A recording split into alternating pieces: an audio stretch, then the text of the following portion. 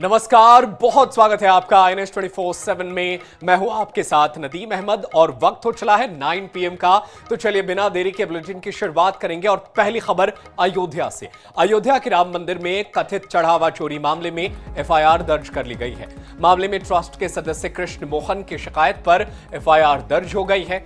SIT की शुरुआती जांच के बाद रिपोर्ट दर्ज कराई गई। श्री राम जन्मभूमि तीर्थ क्षेत्र ट्रस्ट ने अपनी तरफ से चोरी और धोखाधड़ी की धाराओं में प्राथमिकी दर्ज कराई है।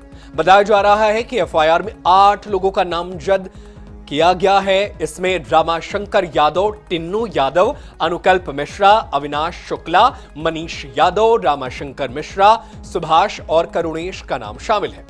ट्रस्ट की ओर से दर्ज कराए गए मुकदमे में महासचिव चंपत राय, अनिल मिश्रा या गोपाल राव जैसे बड़े नाम आरोपियों की सूची में नहीं है, जिनको विपक्षी दल लगातार चढ़ावा चोरी पर घेर रहे हैं। वहीं विश्व हिंदू परिषद ने कल ही FIR दर्ज करने की मांग की थी और कहा था कि इसकी जांच तेजी से पूरी करके फास्ट ट्रैक कोर्ट से हर रोज सुनवाई करवाकर दोषियों को सजा दी जाए। आपको बता दें कि राम मंदिर में SIT ने प्रारंभिक रिपोर्ट सौंप दी है। श्री राम मंदिर से चढ़ावे की कथित चोरी के मामले में SIT की प्रारंभिक रिपोर्ट में व्यवस्था पर सवाल उठाए गए। मौके की स्थिति, 150 से अधिक लोगों से पूछताछ, CCTV तथा मौजूदा व्यवस्था को रिपोर्ट का हिस्सा बनाया गया। सबकी भूमिका का उल्लेख है, लेकिन अभी सीधे तौर पर किसी को जिम्मेदार नहीं ठहराया गया है। विस्तृत रिपोर्ट में हर व्यक्ति की जवाबदेही तय हो सकती है। तो बड़ी और अहम खबर आप तक पहुंचा रहे हैं। आखिरकार राम मंदिर चढ़ावा चोरी मामले में कार्रवाई हुई है। राम मंदिर ट्रस्ट के सदस्य की शिकायत के बाद से 8 लोगों पर FIR दर्ज की गई है।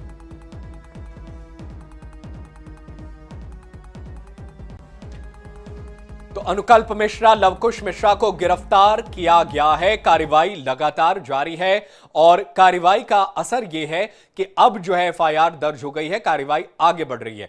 और चलिए इसी खबर पर ज्यादा जानकारी हासिल करते हैं। हमारे साथ BS लाठी हमारे सहयोगी जुड़ गए हैं, उनका रुख कर लेते हैं। BS, ये बड़ी और अहम खबर आज निकलकर सामने आई पूरी तरीके से, जब SIT की रिपोर्ट सामने आई और कहा भी ये जा रहा था जिस तरीके से SIT जो है वो संदेह जाहिर कर रही थी। पूरे मामले में 8 लोगों का नाम दर्ज तो हुआ है, लेकिन कई ऐसे नाम हैं जो अभी भी उस लिस्ट में नहीं है जिस पर विपक्ष जो है आरोप लगा रहा था। क्या कुछ अपडेट है? नहीं, उसमें देखिए सबसे बड़ी बात तो FIR लगातार जो विपक्ष हमलावर था और उसमें आज सूबे के मुखिया हैं योगी आदित्यनाथ, लगातार विपक्ष जो हमलावर था और SIT मिली थी और प्रथम जो रिपोर्ट है, पहली रिपोर्ट जो थी उन्होंने SIT ने सौंपी थी और उसमें जो नाम आए थे उस आधार पे उन्होंने दर्ज किया था। आज FIR के लिए सरकार ने आदेश कर दिया कि इन लोगों के खिलाफ FIR दर्ज हो। 8 लोगों नामजद किए गए हैं और श्री राम जन्मभूमि थाने में FIR दर्ज की गई है और कई लोगों को अज्ञात में बनाया गया है। अब लवकुश मिश्रा से पहले भी पैसे बरामद हो चुके हैं, पहले भी कार्रवाई कर रहा था। BS, आपसे एक माफी चाहूंगा, एक जो आवाज आ रही है ना जो बाहरी टीवी की, उसे आप म्यूट कर दीजिए। वो चीज जो है वो परेशानी के सबब बन रही है। और सवाल आपसे जो मेरा है, एक अपडेट आपसे ये जानना चाहता हूं। बस बहुत ऐसे बड़े नाम हैं जिन पर FIR दर्ज नहीं हुई है, जिस पर विपक्ष सवाल उठा रहा है। चंपत राय जैसे नाम है और इसके अलावा अनिल मिश्रा का नाम है। बिल्कुल, जिस तरह से लगातार सवाल उठ रहे थे, विपक्ष घेर रहा था और इसीलिए तो अज्ञात में नाम दर्ज किए। जो भी नाम सामने आएंगे उनको पुलिस दर परत खोज करेगी। और पहली बात तो जो SIT में जो रिपोर्ट, अभी SIT की जांच चल रही है। अब उत्तर प्रदेश पुलिस में राम जन्मभूमि थाने में FIR दर्ज की गई है। अब उसमें जो नाम सामने, जो चेहरे सामने आएंगे उसके ऊपर कार्रवाई और शिकंजा कसा जाएगा। 8 लोगों के नाम जो बाई नामजद किए गए हैं, वो जिस तरह से FIR दर्ज किया गया है और लोगों को अज्ञात में लिया गया है, तो दर परत दर्ज खोली जाएगी और जो भी साक्ष्य सामने आएंगे उनको संकलन करते हुए SIT और उत्तर प्रदेश पुलिस आगे बढ़ेगी। बिल्कुल, लेकिन अखिलेश यादव कह रहे हैं कि बड़े नामों को बचाया जा रहा है। SIT जो है वो उन लोगों पर कार्रवाई की गई है जिनको SIT को एक रिपोर्ट दी गई होगी कि इन पर FIR दर्ज कीजिए। यानी उत्तर प्रदेश में समाजवादी पार्टी जो है वो लगातार हमलावर बनी हुई नजर आ रही है और इसमें भी वो सवाल उठा रही है। जी बिल्कुल, समाजवादी पार्टी शुरू से मुद्दे को उठा रही थी और उससे पहले अगर ये जो चुपके से जो कार्रवाई हुई, जिस तरह से ट्रस्ट को चुपके थे कार्रवाई हुई और लगातार चुप्पे से गुपचुप तरीके से ट्रस्ट और वहाँ के जो अंदर के पुलिस अधिकारी हैं उन्होंने काफी पैसे बरामद किए थे। ये जब पुलिस रात में और ट्रस्ट के लोग जब रेड मारना शुरू किए तो आसपास पड़ोसों को लोगों को जानकारी हुई। उसके बाद में बात बाहर आई और अखिलेश यादव ने उसको ट्वीट करके पूरे प्रकरण को पूरे मीडिया में लाया। उसके बाद में मीडिया ने शुरू किया। अब लगातार आप देख रहे हैं, चाहे कल अरविंद केजरीवाल अयोध्या आ रहे हैं, आम आदमी पार्टी के जो राज्यसभा सांसद हैं संजय सिंह, वो लगातार और पूरा विपक्ष ही नहीं पूरे राम भक्त जो पूरे देश विदेश से हैं, वो सबसे बड़ा जैसे राजनीतिक केंद्र अयोध्या रहा है उसी तरह से आस्था का भी केंद्र अयोध्या रह गया है। बिल्कुल, तो अयोध्या आस्था का केंद्र है। बीएस, एक अपडेट आपसे जानना चाहता हूं कि एफआईआर तो दर्ज हो गई है, किन किन लोगों को अब तक हिरासत में लिया गया है, किन को गिरफ्तार किया गया है, क्या इस बारे में कुछ अपडेट है? अगर बात की जाए तो लौकिक मिश्रा से लेकर जो भी जो अंडर ट्रस्ट में पदाधिकारी से काम कर रहे थे उनसे लगातार पूछताछ चल रही है। अभी ये कहना जल्दबाजी होगी कि किसी को हिरासत में लिया गया है और एसआईटी ने जैसे कहा था कि जितने भी जांच से जुड़े हुए लोग हैं जिनके नाम सामने आए हैं, गोपाल राव पहले भाग के गए थे जो आरएसएस के दफ्तर भाई बोले हैं, उनके साथ कर्नाटक भाग के गए थे। तो ट्रस्ट से जुड़े हुए जो भी लोग हैं एसआईटी ने कहा वो ट्रस्ट से बाहर नहीं जाएंगे और मंदिर से जुड़ी हुई जो चीजें हैं मंदिर कैंपस में ही रहेंगे। तो ये अभी कहना जल्दबाजी होगी कि पुलिस ने किस चीज को गिरफ्तार किया है। हाँ, इस एफआईआर के बाद गिरफ्तारी का जो दायरा है वो जल्द बढ़ेगा और बड़े लोगों के ऊपर कार्रवाई होगी, क्योंकि जो छोटी मछलियां जिस तरह से ट्रस्ट के ऊपर आरोप लगातार, चाहे हिंदू हो चाहे विपक्ष हो चाहे जो भी हो, लगातार सवाल उठा रहा था। तो योगी सरकार जो सूबे के मुखिया योगी आदित्यनाथ उन्होंने कहा था कि किसी को बख्शेंगे नहीं। तो बड़ी बात ये सामने निकल के आ रही है कि जो एफआईआर हुए हैं उसमें 8 लोगों हैं। अभी ये भी कह जा रहा है कि 8 लोगों कौन कौन से हैं, अभी ये किया जा रहा है। जब एफआईआर काफी सामने आएगी तो उसमें कौन कौन से नाम सामने आए हैं और कौन कौन से लोग हैं उनका नाम सार्वजनिक किया जाएगा और उसके बाद जो अज्ञात में नाम है उसके बाद ये कार्रवाई आगे बढ़ेगी। बिल्कुल, उसके बाद आगे कार्रवाई बढ़ेगी। लेकिन क्या एफआईआर की कॉपी में कुछ ऐसा जानकारी मिली है कि किन किन धाराओं के तहत एफआईआर की गई है? देखिए, टिन्नू यादव जो है, जो ड्राइवर था, उसके बारे में तय था कि उस पर कार्रवाई होनी है, उसका भी नाम है।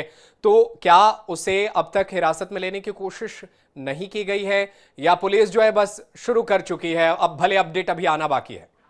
नहीं, अभी अगर बात की जाए तो किसी की कोई गिरफ्तारी नहीं हुई। कुछ देर पहले मेरी कई लोगों से बात हुई और जो विश्वास सूत्र है उनसे ये कहा गया, जैसे मीडिया में बहुत सी बातें तैरती हुई सामने आती है कि इनकी गिरफ्तारी हुई, चंपत राय ने इस्तीफा दे दिया, जैसे बहुत सी चीजें हैं। जब तक कोई सटीक जानकारी न मिले, और ये बड़ी बात ये कह रहे हैं कि क्योंकि जनता टीवी और लगातार उसको कवरेज दे रहा था, जो सत्य है सत्य पे ही खबरें चलेंगी, क्योंकि सबसे बड़ी बात ये है आस्था के केंद्र के साथ सबकी जिम्मेदारी भी है विश्वसनीयता पर।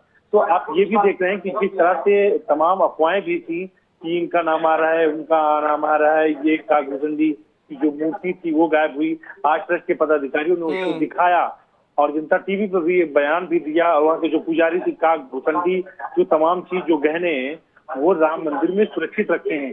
तो बहुत सी बातें जो सामने निकल के आ रही, जो लोगों ने जिसने रसीद भी कटवाई थी कि हमने दिया, हमको रसीद नहीं मिली। अब बहुत एफआईआर हुई है तो बहुत से लोग जो बड़ी बड़ी मछलियां हैं वो भी सामने आएंगी, जो सीसीटीवी डिलीट की गई है और जो बचा है, चाहे जो भी वो अधिकारी, वो दूध का दूध पानी में होगा। और सुबह के जो मुखिया हैं और पूरे जिस तरह से अयोध्या की बदनामी। बिल्कुल, लेकिन बीएस लाठी, ये बिल्कुल सही बात है, दूध का दूध पानी का पानी होना चाहिए। बात आस्था का है, करोड़ों लोगों के, पूरे विश्व के राम भक्तों का ये मसला है। लेकिन एक एसआईटी के बारे में ये भी अपडेट थी कि एसआईटी ने 17 लोगों पर एफआईआर की सिफारिश की है और उसमें से मात्र 8 लोगों पर एफआईआर हुई है।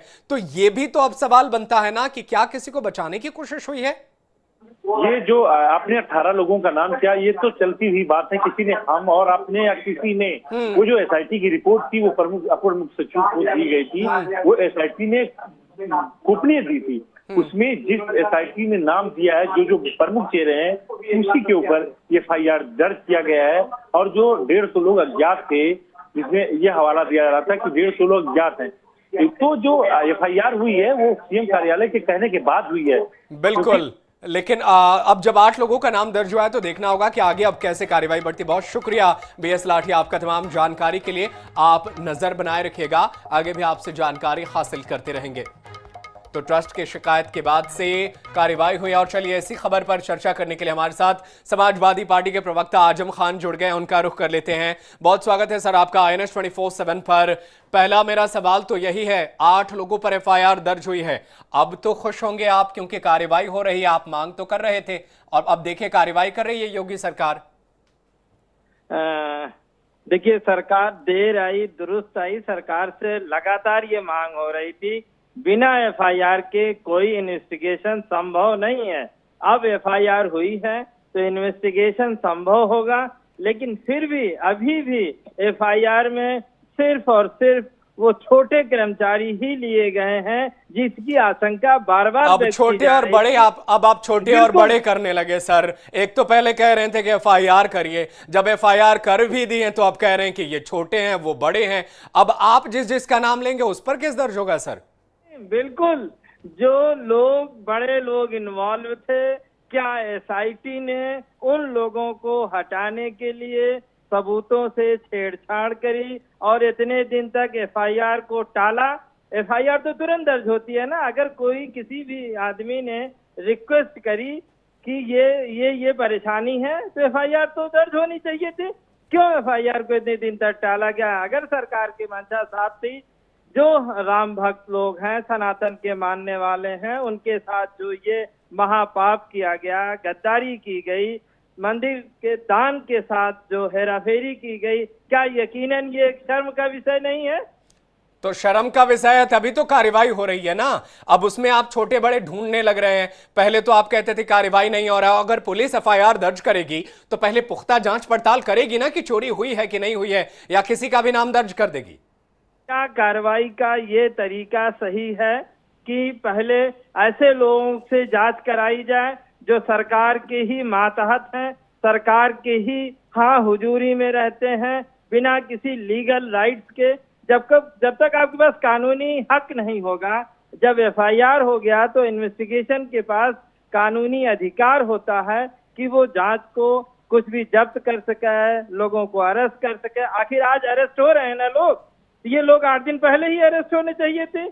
8 दिन में हो सकता है उन लोगों ने सबूतों के साथ हेराफेरी अब पहले कह रहे हैं कि उसकी कोई लीगल राइट्स नहीं है SIT की, अब कह रहे हैं कि सबूतों के साथ हेराफेरी।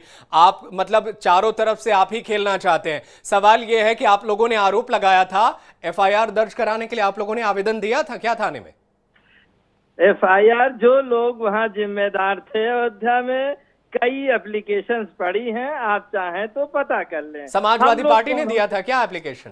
समाजवादी पार्टी इसी समाज का हिस्सा है, कोई अलग से नहीं आई है ब्रह्मांड से समाजवादी पार्टी निकल के।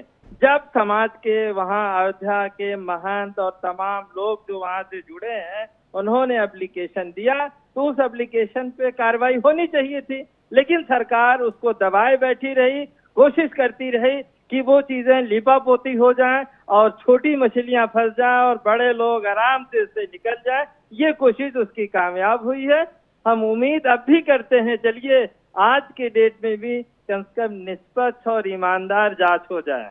बिल्कुल, निष्पक्ष और ईमानदार जांच होनी भी चाहिए क्योंकि विश्व भर के राम भक्तों का ये पूरा मामला है। बहुत शुक्रिया आजम खान साहब हमारे साथ जुड़ने के लिए और इस खबर पर अपनी अहम बात, अपना पक्ष रखने के लिए। बहुत शुक्रिया तमाम जानकारी के लिए।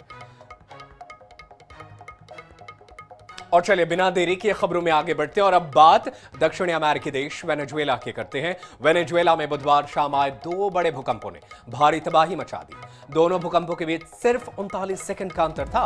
पहला भूकंप 7.2 तीव्रता का था और इसका केंद्र राजधानी काराकास से करीब 20 किलोमीटर दूर काराबोबो राज्य में था। इसके कुछ सेकंड बाद 7.5 तीव्रता का एक दूसरा और ज्यादा शक्तिशाली का भूकंप आया।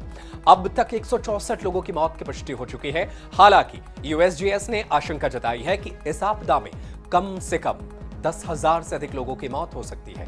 राजधानी काराकास सहित कई शहरों में इमारतें क्षतिग्रस्त हुई हैं। कार्यवाहक राष्ट्रपति ने राष्ट्रीय आपातकाल घोषित कर दिया है। राहत और बचाव कार्य जारी है और मलबे में लोगों की तलाश की जा रही है। कई क्षेत्रों में स्कूल और कार्यक्रम रद्द कर दिए गए हैं। भूकंप के बाद वेनेजुएला सरकार ने प्रभावित इलाकों में गैस सप्लाई अस्थायी रूप से बंद कर दी है। इधर भारतीय प्रधानमंत्री नरेंद्र मोदी ने वेनेजुएला में आए विनाशकारी भूकंप पर गहरा दुख जताया। उन्होंने कहा कि भारत इस मुश्किल समय में वेनेजुएला के लोगों के साथ खड़ा है और जरूरत पड़ने पर हर संभव सहायता देने के लिए तैयार है।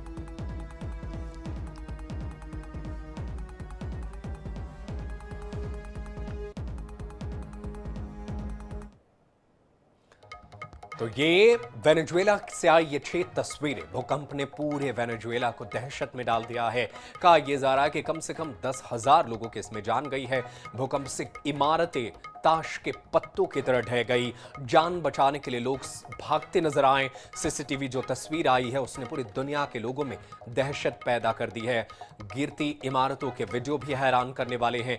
एयरपोर्ट पर अफरा तफरी मची है, फ्लाइट्स को रद्द करने पड़े हैं, कई बिल्डिंग्स जो है वो धाराशायी हो गई हैं। वहीं जैसे ही घटना की जानकारी मिली, देश भर में रेस्क्यू कर्मचारी जो है वो जुट गए हैं, बिल्डिंगें धाराशायी हुई हैं। ये हैरान करने वाली तस्वीरें वेनेजुएला की हैं। सीसीटीवी कैमरे में लोग जो हैं वो गिरती हुई इमारतों से एक दूसरे से बचकर भागने की कोशिश करते हैं। ये बेहद दर्दनाक तस्वीर है। और देखिए इमारत किस तरीके से ताश के पत्तों की तरह जो है वो गिर रहे हैं। तो ये तस्वीरें जो है बेहद हैरान करने वाली है। भूकंप से गिरती इमारतें, एक भूकंप और दूसरे भूकंप के बीच मात्र 39 सेकंड का फर्क था। और ये 6 तस्वीरें इस पूरे भयावह दृश्य को दिखाती है, क्योंकि ये तस्वीरें बता रही है कि किस तरीके से वेनेजुएला जो है भूकंप से परेशान हुआ है। 10,000 से ज्यादा लोगों के मौत की आशंका है। भूकंप से बिल्डिंगें जो हैं वो पूरी तरीके से ताश के पत्ते की तरह गिर गई हैं। पूरी दुनिया भर से अब वेनेजुएला के लिए संवेदनाएं जो हैं वो आ रही हैं। दुनिया भर से मदद की पेशकश की गई है। अमेरिकी राष्ट्रपति डोनाल्ड ट्रंप ने भी पेशकश की है। प्रधानमंत्री मोदी ने भी इस पूरे तस्वीर पर दुख जताया है और उन्होंने वेनेजुएला को मदद के लिए जो है आगे हाथ बढ़ाने की बात कही है।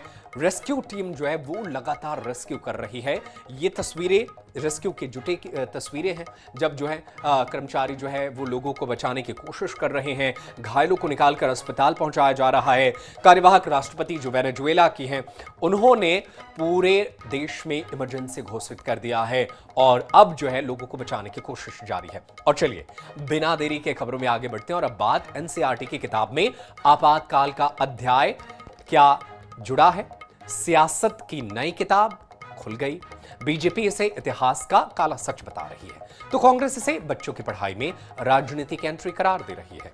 बीजेपी आज काला दिवस मना रही है और इसी बीच छत्तीसगढ़ पहुंचे मध्य प्रदेश के पूर्व मंत्री और कांग्रेस विधायक जयवर्धन सिंह ने बीजेपी पर तीखा हमला बोला है। जयवर्धन सिंह ने कहा कि बीजेपी अब बच्चों की किताबों तक में राजनीति घुसा रही है, जबकि बीजेपी का कहना है कि आपातकाल देश के लोकतंत्र का काला अध्याय था जिसे नई पीढ़ी को जानना जरूरी है। देखिए एक रिपोर्ट। भारत की सियासत में 1975 में लगा आपातकाल भारतीय राजनीति का वो अध्याय है जिसे लेकर आज भी सियासी पारा हाई हो जाता है। अब एनसीईआरटी की 9वीं की किताब में इस दौर को विस्तार से शामिल किया गया तो राजनीति भी क्लासरूम तक पहुंच गई। छत्तीसगढ़ दौरे पर पहुंचे मध्य प्रदेश के पूर्व मंत्री और कांग्रेस विधायक जयवर्धन सिंह ने बीजेपी पर तंज कसते हुए कहा, बीजेपी बच्चों की किताबों में भी राजनीति ढूंढ रही है। कांग्रेस के राष्ट्रीय महासचिव केसी वेणुगोपाल ने भी रायपुर में इमरजेंसी को लेकर राज्य सरकार पर तीखा हमला बोला। भाजपा एक ऐसी पार्टी है, ऐसी पार्टी है जो बच्चों के किताबों में भी राजनीति कर रही है। ये इनकी हल्की सोच है। कांग्रेस ने अनेकों दशकों तक राज किया, लेकिन कांग्रेस ने कभी बच्चों के भविष्य के साथ राजनीति नहीं करी। On what ground Meenakshi Natarajan's nomination paper rejected? There was no case against him. कोई केस भी नहीं लगी है। Then in the name of that issue, they rejected the nomination. Now they are trying to poach the MPs. They are trying to dividing the parties. TMC they took 20 MPs. Shiv Sena they took 6 MPs. They are trying to divide the parties. They actually, this is like an undeclared emergency here in this country में, basically. आपातकाल ऐसा मुद्दा है जिससे BJP Congress के ऊपर हमलावर रहती है। आरोप प्रत्यारोप का दौर जारी रहता है, लेकिन जिस तरह से आपातकाल को सिलेबस में शामिल करने को लेकर कांग्रेस का बयान आया है, एक बार फिर सियासत होना लाजमी है। कांग्रेस के इस बयान पर बीजेपी ने भी पलटवार करने में देरी नहीं लगाई। एनसीईआरटी के किताब में शामिल करना, क्योंकि हम दुनिया को कहते हैं कि हम सबसे बड़े लोकतांत्रिक राष्ट्र के रूप में हमारी पहचान है। और वहीं पर लोकतंत्र के हत्या करने वाला है जिस पार्टी ने पूरे देश में आपातकाल को थोपा था और अराजकता का माहौल था। आपातकाल का अध्याय किताबों में जुड़ा है, लेकिन उससे पहले ही सियासत ने अपने नोट तैयार कर लिए हैं। बीजेपी इसे लोकतंत्र बचाने की सीख बता रही है, तो कांग्रेस इसे बच्चों की पढ़ाई में राजनीतिक रंग भरने की कोशिश कह रही है। यानी इतिहास के पन्नों पर बहस कम और सियासत की इबारत ज्यादा लिखी जा रही है। अब देखना होगा कि यह अध्याय छात्रों को लोकतंत्र का सबक ज्यादा सिखाता है या नेताओं को नया राजनीतिक मुद्दा देता है। गौरव शर्मा, रायपुर। और फिलहाल मेरे साथ 9 PM में आज के लिए इतना है, लेकिन देश दुनिया की खबरें लगातार जारी है। आप कहीं मत जाइए, देखते रहिए INS 24/7। धन्यवाद।